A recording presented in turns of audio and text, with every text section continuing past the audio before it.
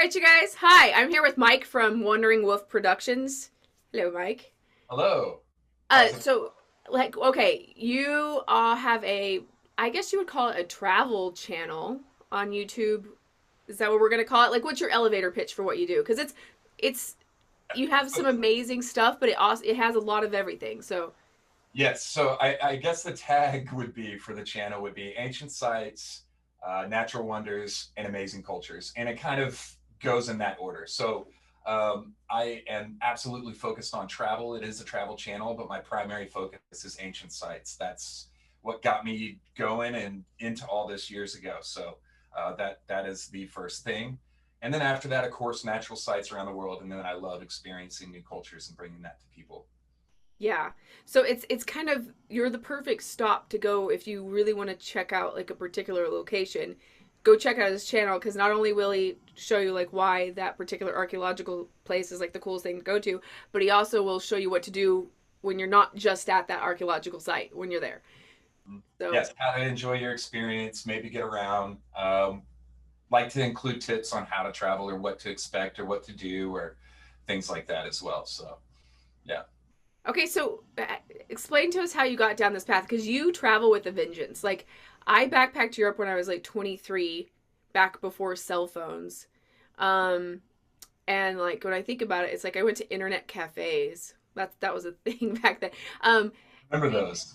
yeah, and it's like but you go like I went then. Like you go to a lot of countries a year. And I'm a flight attendant, so I go to a lot of countries a year too, but yeah. So how did you get into this like boom boom boom boom boom journey? Well, I've always enjoyed traveling. I lived overseas when I was younger. I joined the military and I served overseas in my early 20s. I think I was 20 years old when I joined, and I lived in South Korea, and I just absolutely loved it. But I came back and I kind of settled down for a while, and I got myself into a career that was it was fine. It was a good career, but it just killed the passion in my life. I wasn't really living for anything other than just making money and paying rent, right? Mhm. Um, and after about 10 years of doing that, I couldn't do it anymore. I absolutely could not do it anymore. So I quit. The intention was to take a year off and travel, and then come back. But a year turned into 2 years, and then I figured I better figure something out here because I love doing this so much.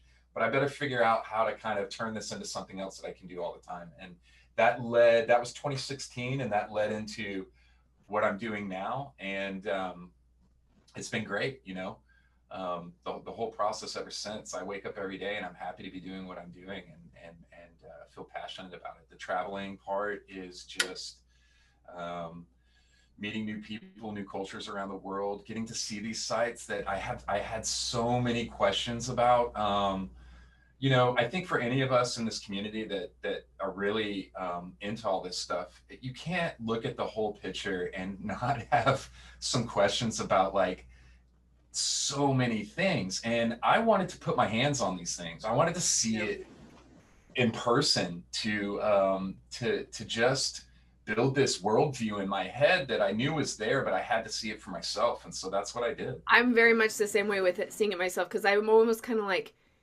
I don't believe it's real till I see it myself or so. I mean I don't know. Like I had especially when I was young, I was like, I'm gonna make sure that country's really there. Like I just go there and then I get it and then I'm like, okay, cool. And it's never for me. Nothing has ever been the same as what I thought it was going to be. Like everything, like seeing any site you've ever, doesn't matter how many videos you've watched on it, how many pictures you've seen on it, how many or whatever, like being there in person has a whole other aspect, a whole other level of detail that I just don't know that you can get unless you actually go in person, you know. The one that's popping up for me in my head, this for me personally, is one of the first trips that I did was to China, and I had seen all these things about Longyu Cave and Yangshan Quarry. Yangshan Quarry was one that Well, both of those sites, there just wasn't a lot of documentation. And your footage is amazing of those two, particularly, I have to say. Thank you. And that was a huge motivator. I was like, I can do this. I can get out there, film something, and bring it to the community that people can watch and see and get a better perspective than just other than just pictures. And then for me, especially Yangshan Quarry, you see the pictures and how massive these giant stones are. But then when you get there and you're putting your hands on it, it's yeah, they're massive and they're overwhelming in their size. But then you start seeing like you're able to crawl underneath these things. And I didn't know all the time what I was looking at back then, but I knew enough back then to see these indicators of what looks like machining marks, you know, these spacing of cuts and different things along the underside of these stones and all this stuff. And then just being in the presence of that thing and how massively And then huge. they have the giant nubs, and like for me, my first time seeing a nub was, or my first time taking notice of a nub. I'm sure I saw nubs before this, but the first time I took notice of a nub was at Ollantaytambo in Peru, and I was like, "What is that for? Like that's weird." And then so but those the nubs in Yangshan Quarry are huge. So what Yeah. did you think of those when you looked at them? You know, I had a lot of questions, but I think at the time I didn't really know maybe what the right questions were. So Yeah. I just did my best to at the time to film those things. Now when I visit a site, I make sure to leave way more time for some of this to go and get all the little details. You know, I don't know, I'm 4 or 5 years past that now, 4 years now past that. So when I go to a site, having a much better understanding now, I make sure to just get like every little detail, even if I don't think it's something. Yeah. I've had people reach out to me about footage that I've shared that of things that they picked up and they saw that I didn't even see yet in the filming in the film in my videos. So, but as far as Yangshan Quarry, I had no idea. I didn't know. And the general story there is that it was that they were attempting to make this massive stele, Stele, Yeah. Steely. and and that it was never finished. Now, you know, it's cut that way, and everything could be shaped that way. It's absolutely cut in a way that if you took all three of those massive pieces, it looks like that's what it could have been being made for. But the size of it, and that And they to were do it all all on, in place like that out of one piece is weird. and then the nubs, because there are regular steles at sites all over China and all over the world. They don't have nubs on them. So that maybe indicates that maybe they're part of the moving process, but then why wouldn't some of these nubs be removed afterwards if they're already showing this level of skill in stoneworking? How easy shouldn't it be to remove those afterwards for just cosmetic reasons? So I don't know, and I don't know if we have like a really solid. I know I've made several friends on Twitter lately, um, with how we've met, who are huge into just the nubs part, and they're going to know way more than me about a lot of that. But it's an incredible mystery, and I like that. That's what I enjoy about all this. Well, I also the Longu Caves is I watched the video by Curious Beings, Tina from Curious Beings. She pointed out how close the tool marking is along the walls of everything and how perfect it is without chipping. It's not like if you did that by hand with a hammer and a chisel, it wouldn't be so symmetrical for how long it's symmetrical. They're exactly spaced um, lines, and it looks like somebody took a rotary saw and went down and was working through, cutting out the stone or whatever. And those exact marks are in the underside of some of those stones at Yangshan Quarry, the exact types of cuts. And you can see clearly, anybody with a discerning eye, that they look like machining marks. And you find these things all over the world. I've seen them on, I think, every continent that I've been to, these types of cuts. And, you know, but again, with And then you long, also wonder like where's the stuff they took out. Whereas all Exactly. That's exactly what I was going to say with Longview Caves. They've never found the deposit, like the removal of all that yeah. um, from Because that. there's how many? I mean, and even in your video, you say like a lot of it's not even excavated. There's caves that you were walking by that no one's gone into. Like, Correct. Yeah, they were still flooded. They hadn't pumped the water out and anything. So there's multiple caves. And another thing of note was that as we were walking through that area, you can see that some of the areas that you're just walking by that I think if you didn't have a discerning eye or you weren't paying attention, you would just think you're walking through um, little stone like rock outcroppings and stuff down a path. But those rock outcroppings have cut marks and things in those as well, which means that the ground level has risen there. And if that entire area was excavated, I was gonna say there, and it means there's potential excavation to be done in the exact area you're walking past. and the sad thing about that site specifically is that they're building on top of it and turning it into a major tourist attraction. So they're putting buildings on top of it. There's a shop there when I was there, right when you come out of the cave system. They're building other buildings and pagodas and paving pathways and walkways and putting lights and computer systems and ponds down in the caves. So, and also if you watch that video, I've talked with several people since I made that video. The assumption that I had when I went there was that the carvings in the video that you see on the pillars and on the Right. walls The elaborate reliefs. were part of it, but they were made after discovery. So those carvings and stuff were made after the caves had been discovered, excavated, and pumped out, and they pumped out the I water. just kind of assumed that because they look like modern day, or not modern day, but I mean they look like within the last whatever 1,000 year, like Right. kind of yeah, but and that's where you get into dating stone and how do you really know like when something was cut or not cut or Yeah. I mean yeah, Yeah. that's a And, whole and other bag of whistles. I think there's a lot of us that, ascribe to the theory that, do we even know that our dating system is correct? Yeah. Um, so, how do you work around that? I don't know.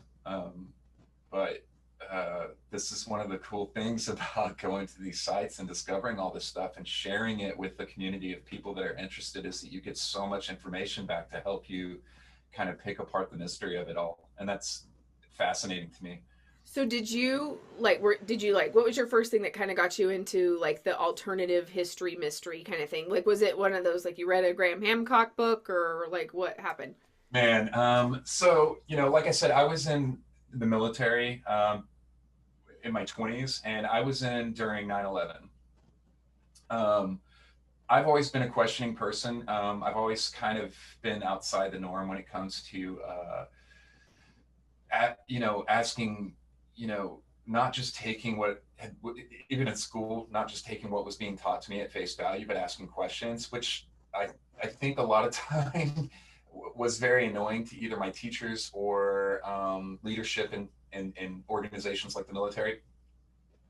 And 9/11 just didn't make sense to me. There was a lot of things about that led to some things like the moon landing and on from there, and we kept going. And I started looking into sites. I found myself going down a rabbit hole, as I think we all have done.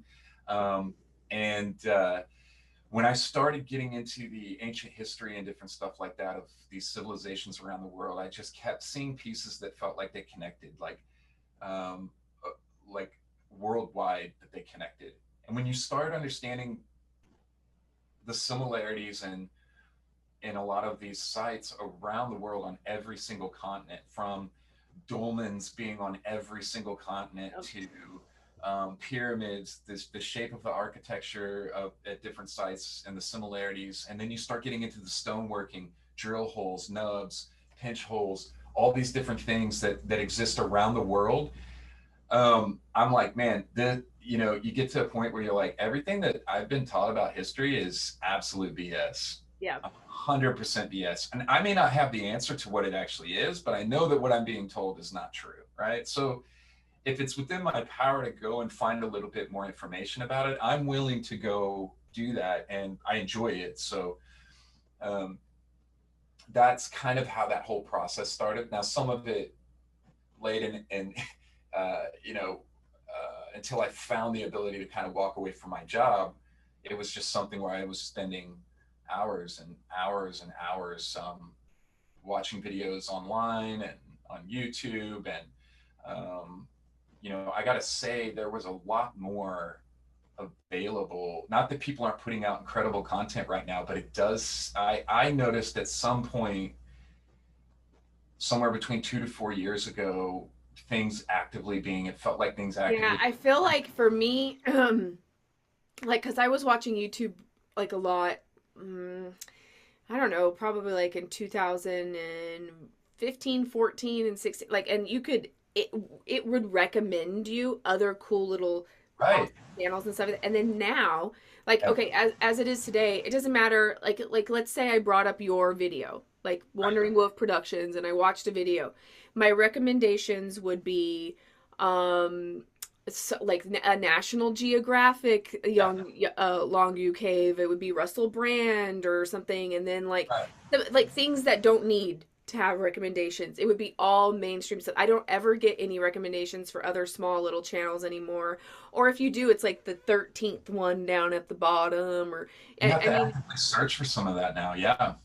it's really hard to find new original content. And Hmm. then even if it is, and I know a ton of stuff that I used to watch that's been deleted. It's not there anymore. Right. Yeah, absolutely. Stuff getting removed, people losing followers. So, you know, um, I'm really thankful that I was able to soak up as much information as I did before all that happened, because it really went a long way into helping me kind of step out and pursue some of this and really get into it. So yeah. So okay, give us kind of a little brief overview of where all you've been through this journey and like where all you filmed. Like that, I know it's because that'll take like a year, but like you know, Yeah, so I've been all over South America. There's a lot of places I still would love to go. Been all over South America, several different places throughout Central America. Been over Asia, lots of different places all throughout Europe, Africa, and Egypt. I'll be going down to down into Southern Africa through Namibia in March. I'll be heading over into Asia again in a few months in August. Um, yeah, basically, I think the only continent that I haven't been to is Australia. yeah, me either. I haven't been there yet, and I'm looking to add Antarctica to the list. I've been down to the very tip of Patagonia, down in Chile, to Punta Arenas, and traveled all throughout that area. And that is amazing. Traveling through Peru and Bolivia are just incredible. I mean, I could be stay in Peru or Bolivia for Yeah. for a long time. I Well, mean, your Puma Punku stuff or Tiwanaku is really off the hook as well. So what is are you the drone flyer? Are you the videographer guy? no, I I am now, and I've picked up the drone and moved into the filming portion. But my buddy Tim was a huge part of getting the channel going, and was doing all the camera work and editing for that. So the drone flying on a lot of those trips was him. Also, my cousin Austin joins me on almost all of my trips, and he does drone flying and the 360 work, which we do. I don't see anybody else doing. We do 360 videos where you can actually do VR walkthrough through a lot of these sites. So we have VR walkthrough videos for Puma Punku, for Tiwanaku, and a lot of different places. We're going to have tons of videos walking through ancient temples and the pyramids over in Egypt that are coming out in the coming year, the end of this year probably. Um, but now uh, the drone videos and stuff I'm picking up and we'll be doing. I'm excited because there's going to be a lot of different changes to the channel coming up. Things might get a little bit more focused in on the ancient stuff and a bit more opinionated, which I hope people enjoy from my perspective, a bit more opinionated about what I'm seeing and what I think I'm seeing now that I've been so many places and have so much stuff to compare it to. Right.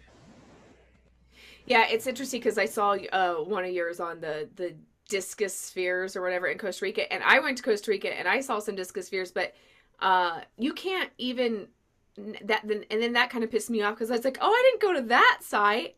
I mean, like I went there for 2 weeks, but yeah, I went with a friend lived there and she does tour groups and stuff like that, and we went to one place that has spheres, but I didn't go to the place that you went that has spheres. So it's interesting just to note that even if you've been to a country, you cannot see it all.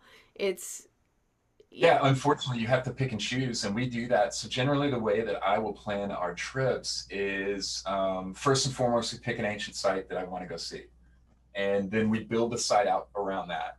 So, for example, in August and September, we'll be going over to Thailand, Cambodia, and Vietnam, and traveling through those three countries. That trip is built around going to Angkor Wat, and then all the ancient sites and stuff that are around that. I want to go And to then that Vietnamese, the biggest cave in the world. yeah, so we had that all planned, and it turns out they stopped doing tours through that cave Because of the COVID. day before we get there. Oh, that I sucks. know, and we There's already also, where is that one that has like a big giant snake? Like it's a giant. I'll find it and send it to you later.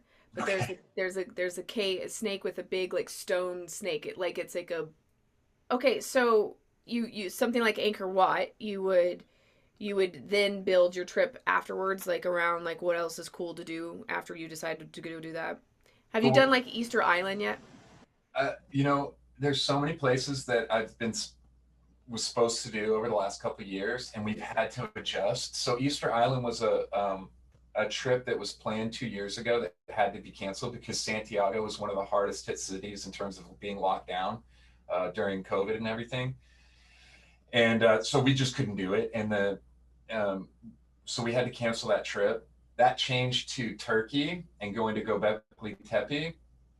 And then there was a bunch of military activity there on the border with Syria. So we had to cancel that trip. And then we had a trip planned in August and September to go to Gornaya Shoria in Russia. And and then obviously stuff started happening in Ukraine, and we had to back off that trip, which is how we ended up with Yeah. Angkor Wat. So there's a bunch of places that we've tried to go to. And by the way, India is my number one country that I want to see in the world, the absolute number one country that I want to visit and go to in the world. And I've tried to book a trip there like 3 or 4 times over the years, and every single time something's happened that's canceled that trip. So I just feel like that one's maybe supposed to happen at a later date. Later or something. But Yeah. Yeah, that's the thing is it's like yeah, I've been to India and I spent a month there, but I was like reforesting stuff and like I only did Mahabalipuram was the only like site that I ended up doing. I flew into Chennai and I went down to Oroville and then I did the Siddhana forest and all that stuff. It was that was cool, but like like I feel like I haven't even been to India. I've been to India for a month, but I feel like I haven't been to India. I, It's like there's so much you have to do. I mean, all my previous trips, I think, were planned for like 2 weeks, and as the years have gone by, I feel like I'm just gonna give India like 2 or 3 months when I go. Yeah. Um, Yeah, and well, it's like you know, there's so many different languages that are spoken even within India, and it was only colonized by the British in like whatever 18 blah blah blah blah blah. So I mean, like you're talking about like we're calling it one place, but it's many different cultures like all yeah, in one there. There's a lot to do there and a lot of different ancient temples and stuff, and they're uh, the the westernized way of documenting them is not really what's been done. So like I actually liked it because like for instance in Mahabalipuram, it's just like free for all. Like there's cows running around the ruins and there's nobody stopping you from like I mean in a way it's bad because I'm sure people they could get their little pickaxe and take whatever they wanted, but at yeah. the same time like you can get right up to everything. Whereas I just got back from Palenque a couple weeks ago and that was like you couldn't climb not one pyramid. Like everything was closed off, and it. So it just it's And, weird and the different levels of security or not security that exist everywhere you go. I will say this that I've noticed on my travels is happening more and more at a lot of these ancient sites that are being, um, I don't know what's the best way to say it, monetized, right? These sites Right. where they're like, everything is set up in a way for them to make money off of tourists, right? And the bigger they get, the more rules that they start enforcing. And what I've noticed is that like all these sites across the world now are jumping on this trend of charging people extra for Special tour. filming, for filming or bringing cameras in Oh yeah. or any type of extra equipment. You have to get approval first, and then you have to pay an extra fee. You have to, and things are getting starting to get really strict at these places. um, and it's, there's so many people that are doing YouTube videos, TikTok videos, or stuff for Instagram. I think it goes, but for those of us who are actually trying to like just pick up some good footage for the community and for us to analyze and look at and different things and get information about it, makes it can start making it pretty hard. So anytime I can go somewhere where there's just like you can walk up to stuff and just interact, Yeah. that's amazing. It's so much more enjoyable. Yeah, I think it's really I I could see him tightening up stuff more, but there are obscure things that are off the beaten path that people don't know about that I think are just as cool. So 100%. yeah, Yeah. and so I'm into that just as much as I am into like the Pyramid of Giza. So okay, so you have a lot of I also had a bunch of trips get canceled during the whole COVID bullshit, and it's hopefully that stops. I don't know. We'll see. Yeah. Do Yeah. you at one point want to have people come with you, or are you just like solo, like you're just photographing it, or do you want to run tours at some point? um that's funny that you brought that up. I think that only recently have I started thinking about that might be appealing to people. Planning these trips and different stuff can take a lot of work as far as organizing the filming process and stuff. And a lot of times I'm realizing it's not the kind of work a lot of people are either cut out for or want to do, but they Yeah. want to be a part of it. So if you can offer something where people could join and go on these tours, I'm sure it'd be great, but I haven't put a ton of thought into it. It's been more about where I really get my enjoyment is trying to get to these places that have not been documented well yet. And obviously, Pumapunku is a site that's been documented extensively. But what I was able to do with getting the drone flight right over the site, getting approval from the local authorities there, I felt like was something unique. That drone video that we have out on Pumapunku, they allowed us to fly right up to everything and over it. I mean, within feet. Yeah, and you must have like an amazing drone because your drone footage is like pretty. Um, it's okay, yeah. Yeah. um, but yeah, being able to do stuff like that, the Longview Caves, Yangshan Quarry. If we had been able to get out to Gornaya Shoria, that would have been incredible. And there's another site that I can't remember off the top of my head, but it's on an island out there. It's an ancient structure in the middle of it's on an island in the middle of a lake out. And the other site out in Russia was called Pourbajan, and that is like this little island with ancient structure out on that. And that and Gornaya Shoria are two sites that really I think are deserving of much more footage to Yeah, be I've made. never even heard of either of those sites, and I'm Yeah, obsessed. and especially drone footage. There just isn't really great drone footage of either one of those sites. There are some drone footage of Gornaya Shoria, but it's very kind of um, choppy and shaky. And being able to get out there and get some really quality footage was What was something that was that big Buddha? What was it called? Lashan Giant Buddha. What? The Lashan Giant Buddha. The Lashan giant Buddha that you took your drone footage of that was just such an interesting perspective because you just get like you're like they carved the whole mountain. Like that's like literally whoa. Wait, what? Yeah, yeah. That one's cool because it's right at the confluence of two major rivers there, and so we were able to stay on the other side of the river, so we could fly the drone over there. Because once you're over there, you're inside of a park. It's like a Right. like actual park with people like monitoring everything or whatever. So we were able to fly the drone from the other side straight up to it and just get incredible shots of that, You're like, which was ah, we didn't have to pay your really fee. yeah. Well, we still went over there, obviously, but like, And then Oriental Park back behind it, it's a lot of fun too to go check out. There's another giant Buddha on the side of the mountain, and then walking through the caves there and seeing all the carvings inside is really cool too. I didn't even know that was there before we went, so that was cool. You always find little stuff like that when you're traveling. Uh, Right. yeah, Yeah, exactly. That's what I'm kind of saying. It's like one of those things where you didn't even know that there was like you only know like the super famous thing that people show you about, right. but you don't know all the other stuff that's sometimes equally as cool that's Uh, also there. and I've been, Um, sorry, go ahead. no. Well, I was going to change the subject, so you should go ahead real quick.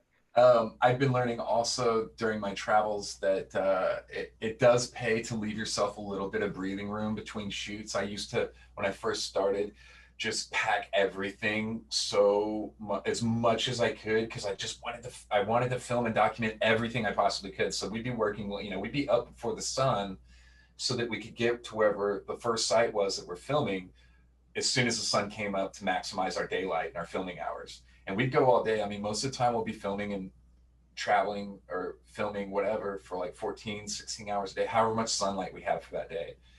And what I'm learning is that a lot of times it pays to just like go ahead and leave yourself like plan so that you can explore these places. Or if you hear about something, you can go check out something or make a stop along the road if you see something that you hadn't planned for, because there's so much stuff out there, especially when you're getting deep into some of these countries that you just don't find online, and it's worth having the time to be able to get over there and just check it out. You never know. Yeah, I agree with that.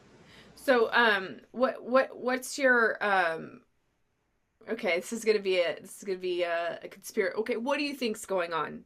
Like, now that you're okay, you're looking at these sites. You've had your what the fuck moments of like what it says. So, from your perspective today, Yep. if you had to piece together like what's going on with history, what's the whole story, what's the control system or not control system, or what do you think is going on here? I think that there was an ancient worldwide spanning civilization that freely shared technology and information with each other across the world. And they were in contact and communication with each other across the world, who coordinated their building sites and their structures. I think that there was some kind of reset or cataclysmic event that wiped out the majority of the world population, and that as people kind of repopulated, cultures moved into these areas and they built on top of these structures. Um, and That the stories that we're getting about a lot of these cultures, that I don't think that they necessarily built these structures. I think they kind of inherited them and moved into Like them. Now, appropriated them. right now, I'm not saying that for every single spot and place, and but that seems to be the what's going on, at least from as far as I can tell. You can look at the level of craftsmanship at so many different places around the world, how the oldest parts of the structures are the most advanced parts of the structures, right? And as you go up and you can see that other cultures have built on top of these structures, the stoneworking gets less advanced, less advanced, less advanced until they're just stacking rocks on top of each other, right? Yeah. Um, so just a real brief general outline of what I think, that would be it, as far as all these ancient sites around the world and all the cultures and different things. I think there's more than enough evidence to support that these ancient cultures were clearly in contact with each other. Yeah. Um, you know, yeah, Yeah, I believe the exact same thing, and I think a lot of these hallmarks we talk about are they're the smoking guns of the physical evidence of it. 100. Um, so yeah, like and that for me that's like the biggest story unsung that people really need to open their eyes to because it has a lot of implications on either what could be coming again or like for me, I just always have this feeling that you don't build some of these things and then get taken out completely. So I'm thinking like, well, I this is where I get conspiratorial Nikki. But conspiratorial Nikki is like whoever built like Sexy Woman is also the UFO people. Like, I think that I'm not saying they're aliens. I'm not even saying the UFOs are necessarily from outer space. I think they could be like hidden civilizations or an underneath the world or so. I just don't think that the advanced technology things are completely gone. Like that somebody knows something more than we do. And I think a lot of that too is because of the systematic destroying of them and or the systematic uh trying to make them insignificant or like, oh yeah, they're here, you can't ignore them, but slaves built them, and yeah, it was really hard work, they did it a long time ago. Yeah, no. I think what we're talking about here is stuff like we're getting into things like possible resets, and we're talking about like controlling of technology and populations. You know, from everything from technology to culturally to, I mean, if you just look back at history at how much the Catholic Church has done around the world, when Yeah. especially when you go to South America, I don't think that basically every old world church that you can find in South America is built on top of an ancient past culture site. Kind of thing, yeah. Everywhere that I go in South America, there's a church on top of something that used to be an ancient culture's thing. And that, what they used to do was, um, not to sit here and just bust on Catholicism necessarily, but this is what they were doing. They'd come in, they'd conquer the people, they'd take the children away from their Reschool family, them. they'd angelicize their names, and they wouldn't allow them to learn their own cultural history, and they teach them a new history and a new language, and within 2 generations these people have forgotten who they are.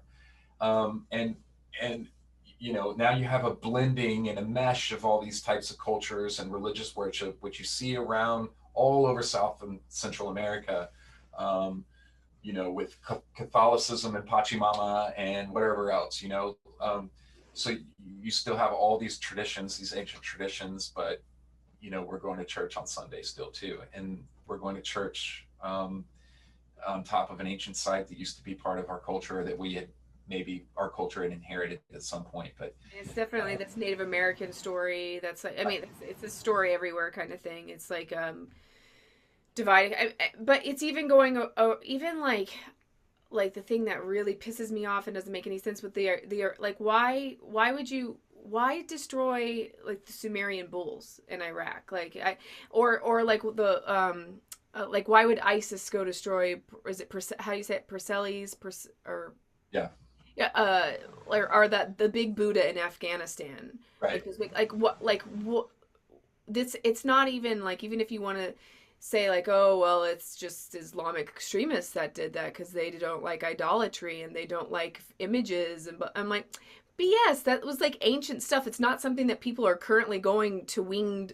Sumerian statues anywhere in modern day Iraq, I'm sure, and like praying to them. I mean, this was that, like, there's almost like there's some sort of systematic destroying of our history that it 100%. goes on everywhere still. Absolutely. I mean, this is physical proof of the things that we're talking about right here. And if you can get rid of it, again, people forget about stuff within a generation or two. Yeah. If you can wipe these things off the face of the earth within a few generations, nobody's gonna, especially the way things are going right now, nobody's gonna know, or nobody's gonna care.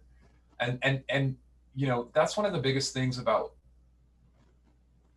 the biggest motivators for me about traveling and going to these places is getting that information out there. Like, we've talked before, and I'm never going to be someone like a Graham Hancock or somebody that's going to remember all these things and know all the specifics and details, right? But um, that's just not my forte. Is to kind of have all this stuff memorized and to be able to sit here and just drop a plethora of knowledge onto you about all this, other than what my general opinion is. But if I can make people ask a question and in their own mind about something, or think in their head enough to know that some of this stuff doesn't add up, then I feel like I'm doing my job, what I want to be doing. I feel like I'm doing good, right? If people will just start asking questions. The hard part is getting people out of their own apathy in terms of their day-to-day life, right? So, this is something that, when I was working a job day to day just to pay the bills, the level of apathy in my life and as regards to, you just want to come home and relax, you know? Yeah. when you're not doing something that you love or you enjoy, it can be very hard to find the time and the energy to pursue what you're passionate about. You know, a lot of people will say to me like, oh, you must be like super rich that you could just like go around and travel anything. And it's like, okay, well, for me, I lived in New York City for like 5 years, and everything I made went to living in New York City, so I didn't travel at all. So then like I turned third. This was like, I guess this was like 9 years ago. I'm about to turn 40, and I was like 31 at the time, and I remember thinking like I had backpacked Europe when I was 23 right after college, and I then I lived in New York, London for 3 years and did a lot of traveling then. But then when I lived in New York, I couldn't travel at all because everything was just surviving, right? And Right. then I thought to myself, I was like, I don't want to do that. Like this is I didn't incarnate on the planet to be a slave for just like stuff, and then when I'm 60 then I can travel, like when my legs don't like me that much anymore and my back hurts.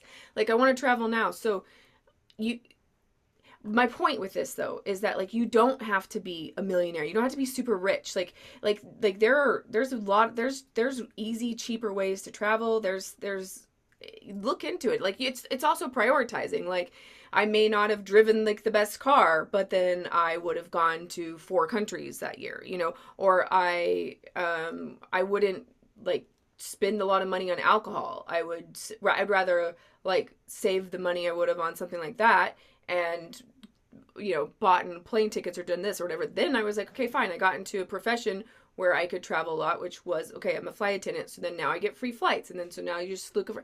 I'm just saying, like, if there's a will, there's a way, and I think if you're one of those people who thinks that like traveling is something that is beyond you, um, it's not. Like it's just something that you got to prioritize, and then figure out how to make those wills work for you. And a lot of times it's I've noticed a lot of people want to travel, but then like they don't have a passport, or they're scared of that initial booking the ticket, like book like clicking the button. The actual Once you make that first move a couple of times, then it's a bug. It's addicting, and then you're off.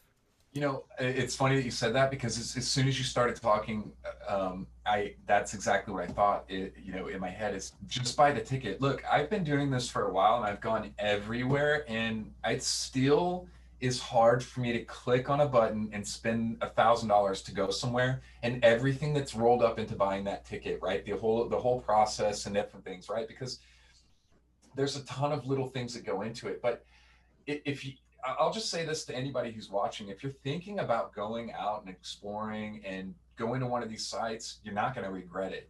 Like you said, just buy the ticket and then figure out how to make it work. You can get single rooms that are like $20 a night in hostels where everybody's friendly, Hostels are amazing. and pack light. You can have a whole experience. You can take a train from I think is it Lima or Cusco that goes to Puma Punku? Whatever. You can buy one of those. You can buy a train ticket for cheap and get out there and go see it. Spend a day, stay in Aguas Calientes, and like just buy the ticket, right? And then figure the Yeah, rest figure it out. out from there. Yeah. You And then won't regret it. another travel tip for people is that never, I don't even know why those things exist. Never get your exchange money from those little booths at the thing. Like you get your, whatever your account is, okay, you go and you go to an ATM as soon as you get to said country, and you take out the max amount that you can of their currency. And you just do that at banks, and you decline their converter rate. You just always go with like the daily bank rate of what your currency is that day. That's how you get the best rates, and you don't do any of those little booths with somebody sitting there with like these ticking numbers of currency. Don't make that mistake, okay? That's And you know what? I'm so bad at that because when I get to an airport, a lot of times I've been to places where there's no ATM or there's not a bank, and I just go do it because I'm just like, I don't want to hassle with it. But you're 100% right. If you want to get the best rate, don't go to those booths. go to an ATM. Do the ATM or go into a bank. Well, if you're actually in the country after you've left the airport, just go to a bank and go to the ATM inside a bank, any bank. Unless you're in Cuba. If you're in Cuba, Cuba was take more money than you think you're going to take. It's all cash, and they will rob you, and you will get robbed at one of those things that Uh, converts money. Like I don't know that there is a good. I did not figure out But in don't avoid Cuba because Cuba's amazing. I went all over Cuba and it was incredible. It was one of the best countries that I've traveled to. that was the worst country I've ever traveled to. I was there for Really? 2 weeks when it first opened, and for me, I just was like, um, yeah, it was just not really right. It was real. It was like camping, and it was like humanitarian more than like I wasn't quite. I don't think my mind frame was in the right thing that needed to be in to go to Cuba. So Cuba was your absolute worst experience traveling then? Yeah, I've been all over the world too, like except for Australia and Antarctica, so very similar to you. And yeah, Cuba was. I mean, look, there was great stuff. I went. I mean, Yeah. like it was a really Well, pretty, sometimes you really just cool have place. bad experiences, right? You know? Yeah, I had great experiences when I'm there. I'm just saying, like in terms of like ease, it was. I mean, there's no internet in Cuba. There was no. You know, which is cool. It's like going back in time. Like there's your phone's not going to work. So I mean, like there's that. I mean, like I felt like the pillows were like sleeping on lumps of clay. Like my comfort was like really challenged a lot in Cuba. Yeah. Yeah, When I was there, we stayed with what what do they call it? Casa. We stayed with families while I was families. there. It Yeah, was really enjoyable. Yeah. Um, and I think my worst country that I've visited was just in December. My trip to Egypt. It was really taxing. You know, really? Because okay, see, my Egypt trip was good, but I did one of the expensive tours. okay. It, Yeah, yeah, I felt like every single site that we went to, we were just constantly harassed for money or to go yeah. into a side door or to let somebody try to like get money to take for them to use our camera to take our picture. And it was just constantly kind of trying to keep Like people bat back. that away. Yeah, And it was just all day long every day and everything was I think it was just every interaction was such a hustle there that it kind of wore us down. And you're working, it can be a bit, there's no barrier. It was just me and one other person, my cousin, filming. So it was just, there was no kind of maybe third person to kind of be a barrier, yeah. or you know what I mean, while we're See, trying my to film. our tour, I went with Mohammed Ibrahim, and he was very good at being like, I don't know what he said to these people, but he would say something to them in Egyptian, and it was just like they would scatter, like nobody messed with us or talked to us or anything. It was great. uh, But I mean, there are certain places where, and that's the other thing. If you're not confident to really go at it completely alone in some places, like sometimes I run out of. I actually travel with my cousin a lot. Like me and my cousin are going to be going to Slovenia, in July, and the week we've been to Korea and Germany and yeah. Argentina. All we do all kinds of places together. But like if I run out of somebody to travel with and I'm just like I have the travel itch, I'm like I want to go somewhere, like that's when I'll go on a tour. Like you don't need to know anybody to go because you're going to be like meeting the people on the tour and that's fine. And I'll do that every once in a while because you those tours, especially someplace like I did a tour to Egypt, I did a tour to Peru. Like it's one of those things where they can pay off sometimes if you're by yourself. Mhm. Yeah. Just because we're filming, I usually always avoid the tour groups, but yeah, especially if you're in a place like, what I was talking about, you kind of, if you're part of a group, have a bubble around you of, being able to move and flow without being, interrupted or whatever. Which, if you're by yourself, you don't speak the language, it's going to be a little bit more, difficult to navigate some of that. Well, and And I'm navigating horrible with transportation is languages. kind of What's that? and navigating transportation can sometimes be a bitch. Yeah, but a lot of these places, if you're able to negotiate correctly with somebody, you can get somebody to drive you around all day for really reasonable prices and just stay with you all day and wait as you go place to place. Just depends, but it's doable. And Yeah, I had a taxi driver take me from Chennai to Oroville, which was like 4.5 hours for like $30. yeah, right. We did that in Cuba from Vanales to Trinidad, um, and we shared a cab with two guys from France. And it was actually fun because we ended up making friends and going out that evening. I still talk to one of the guys every once in a while, and but yeah, you meet people, that you stay connected with, and it's great. Yeah, for sure. I mean, and like that's like I have friends still that I've met in hostels. And if you're thinking about traveling and doing stuff, reach out to people. Like, reach out to the community, reach out to me, to you, to somebody else. Like, I know, like, everybody is more than willing to share the information that they have. Like I'm absolutely, if somebody reaches out to me, 100% share how I was able to navigate something, or if there's advice that I can give. I answer stuff on YouTube and on my Instagram and different stuff all the time if people need advice on how to do something. I'm, absolutely. I wish I had thought about that when I was starting out, because it would have been incredibly helpful. And if you can avoid some of the mistakes like you were talking about with the hitting the ATM or the bank and not doing those booths, that'll kind of maybe save you money or time or energy. You know, go for it. Take a chance. Reach out to people. Get involved. Yeah, and I mean, I know. I mean, like that. Yeah, I've been held at gunpoint. I've been robbed. I've had things like this happen to me, but it's not like I don't know. That's just like a moment in time. It's like I don't know. I feel like it's not scary. Like I think people are so scared of certain things, and you're just going like it's really not. There's nothing to be scared of. I know that's the great way to say there's nothing to be scared of. I've been held at gunpoint. I've been robbed.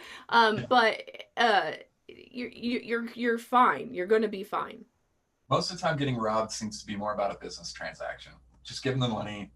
I've been robbed in, I think, 3 times over the years, and every single time it was in Mexico. And Yeah, Mexico, Mexico. Yeah, and every single time it was by the police, all 3 times. And Mexico is still one of my favorite countries yeah. in I the love world. Mexico. I'll still go back. I just already did go back.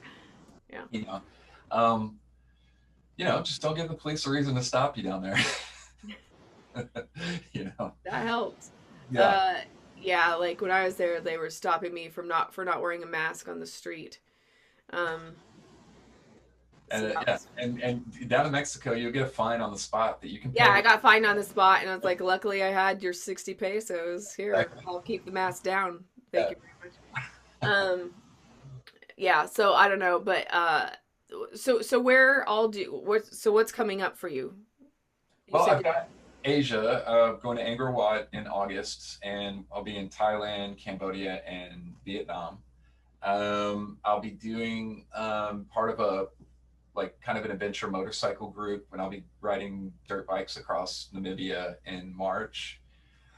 Um, that's a thing for you. You're kind of an adrenaline junkie too with some of I these do, things.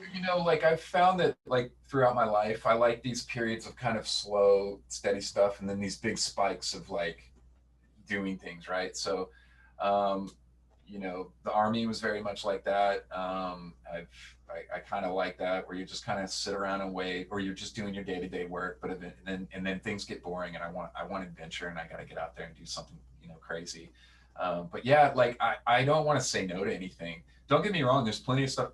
For example, I'm not a huge fan of heights, but I'm not going to say no to doing a once in a lifetime experience if I'm somewhere. Um, you Yeah, know, like I rode in a hot air balloon, but I'm not skydiving. I'm sorry. I'm just never doing that.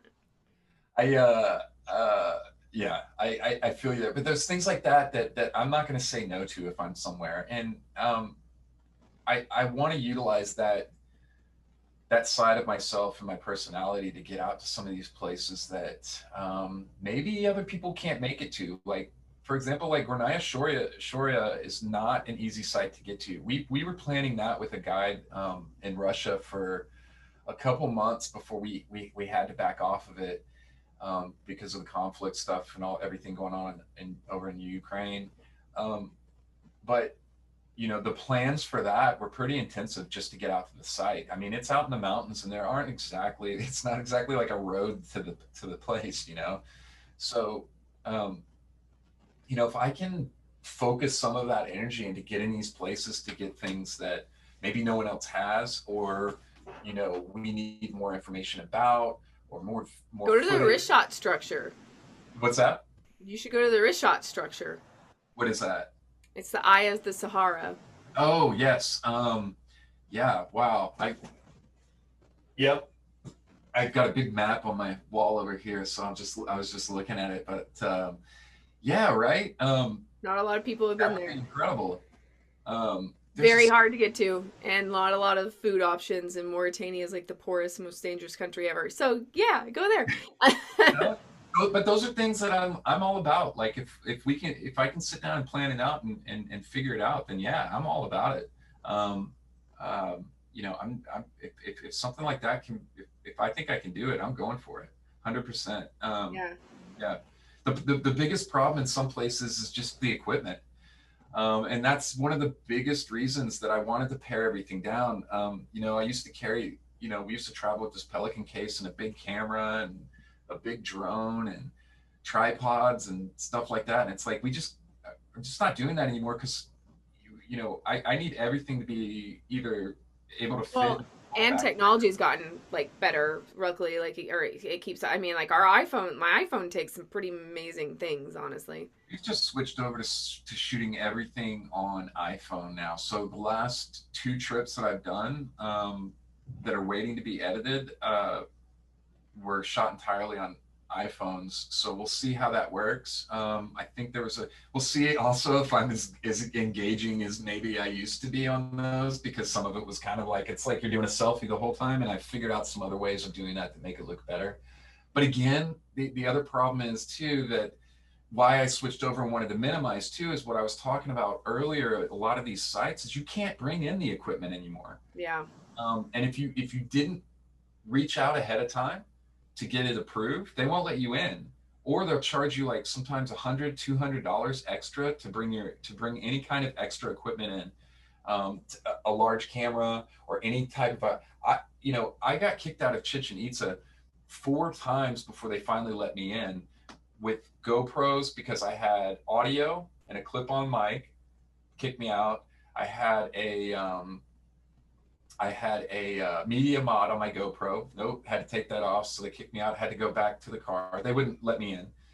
I had a hand thing attachment for holding it, and that would act as a tripod too. Nope, had to go back to the car, unattach that, and bring it out. The only thing that I could bring in was just the GoPro. So that whole video was shot with me just holding a GoPro like this.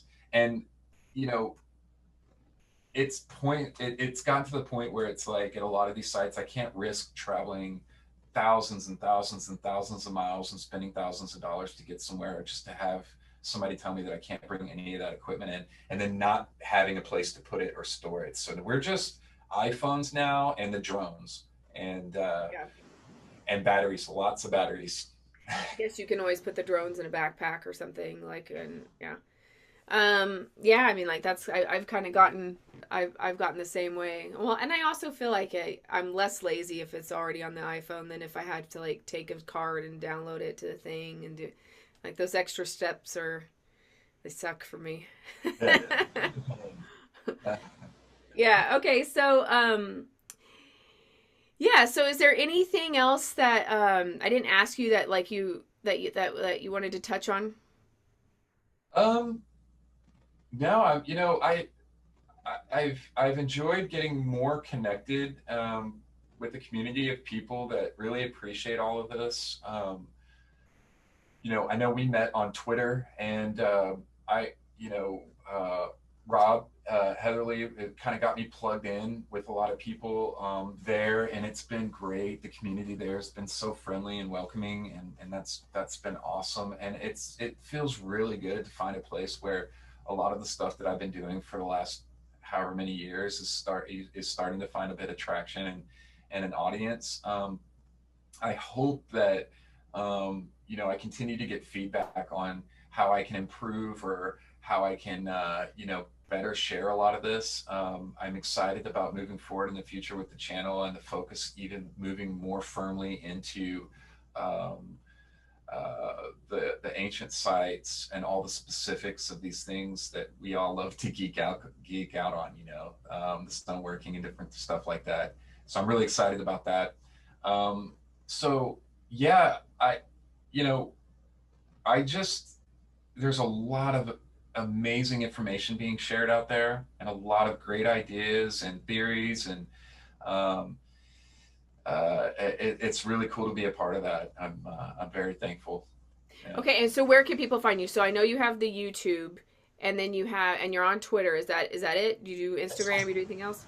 Wandering Wolf on YouTube. On my tags on Twitter are W Wolf Prod. So WWOLFPROD at Twitter, and it's the same handle for Instagram. Instagram's a bit more like personal stuff. You'll find that on Twitter, it's a lot of either dropping my videos or trying to find pictures to drop on there. And I'm hoping to get better at that. There's so much content that I could go back and pull individual shots of amazing stuff from the places I've been to over the years, and we'll get there. It's just it kind of takes a while to get. I have to have things kind of where I'm focused and levels of Right. priority. But yeah, you can follow me on Instagram and Twitter at those handles. The channel's been growing really well, which has been great. And it's good to see that level of growth and engagement. So really the best way you can support me is on YouTube. And then of course, yes, please follow me on Instagram and Twitter. That would be amazing. Okay, cool. And you do have a Patreon, right? I have a Patreon. Yeah. There is a Patreon, but But you're not really pushing that one because you're thinking about moving somewhere else, maybe, or doing well, something else. yeah, I've considered taking that down. You know, if people want to give and support, 100% of anything that I get back goes back into traveling and going to these sites, right? I'm financing this all on my own for the last, 4 or 5 years that I've been filming and doing this. So anything helps. But it's tough times out there, and I've been thinking about just canceling the Patreon. They have the thanks button now, so if somebody wants to like buy me a cup of coffee on there, like everybody likes to say on YouTube now, you can 100% do that. If you want to support me on Patreon, absolutely please do that. Just know that all of that goes back into the travels. It doesn't go anywhere else. It goes into my next trip, either buying the tickets, getting to the site. If I need new equipment or something like that, that's where all that money goes. So if you decide to support me in any way, I'm 100% thankful and grateful for that. Yeah. Okay, cool. And I will just plug for you. Like he has amazing footage, you guys. Like go check his stuff out. And if you don't know about these sites, like he's he's definitely a good one to, or even if there is a site that you know about, and like go check it out and see if, make sure he hasn't been, because if he has been, like you need to watch his version of it, because his footage is just so clear, so off the hook, so detailed. It's wonderful, and I there needs to be a millions of you doing this, because it's just gonna it just furthers the human collective and the human pool of knowledge even better, so like you're Mr. Data Collector. It's amazing. Thank you for that. Yes, and I want to keep doing that, and I'll let others that are much smarter than me dig into the details and break that apart. Hey, but if you're collecting the data, you're getting it raw from the Yeah, source, so you're gonna have your own really good opinions. And I know I've talked to you. I know you know your stuff too. So appreciate yeah. that. Okay, yeah. So this has been super fun. I love to talk with you. We'll have to talk to you again, like on your next couple of trips, and maybe travel at some point together in the future, I would because love like that. I would yeah, love there's some cool, that. and like there's cool stuff like we talked about in our home turf. Like I think we could do some incredible trips around America to some of these sites that people are just not familiar with. I don't think people know how many ancient sites are here in America that are yeah, within reach of you traveling within a day or less anywhere you live in America. the whole mound culture, and so there's so much stuff that has been just like whoo, glossed Yeah. over. Nothing no, this was pristine land that nobody discovered from. Yeah, we just don't talk about this. So it's Yeah, like, you know, but yeah, 100%. I would love that. And maybe we could talk about more about that at some point. 100%. cool, really Yeah. cool. All right, Mike, well, we'll talk to you soon. Awesome. Thank you for having me. Thank you. All right, bye.